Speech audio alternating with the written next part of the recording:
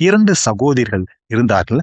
அவர்கள் தேவன் அவருடைய வாழ்க்கையில் அவங்க வீட்டுக்கு வரும்பொழுது அவங்க எப்படி ரெஸ்பாண்ட் பண்ணாங்க?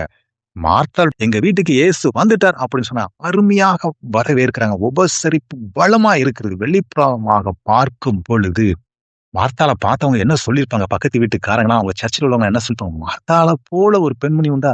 தேவ மனிதன் வீட்டுக்கு வந்தா அப்படி ஒரு உபசரிக்கிற குணம் உண்டா? அப்படின்னு சொல்லுவாங்க. ஆனா உட்புறம் எப்படி இருக்கிறது?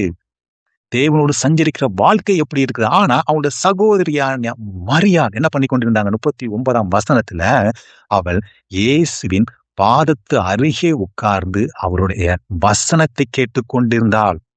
அதாவது பாதத்து அருகில உட்கார்ந்து இருக்கேன்னு சீஷராகிறது. இதுதான் கமாலியின் பாதத்தில் அருகே வளர்ந்து என்று பவுலை குறித்து அப்போஸ்தலர் 22ஆம் அதிகாரம் 3ஆம் வசனத்தில் கூறப்பட்டது.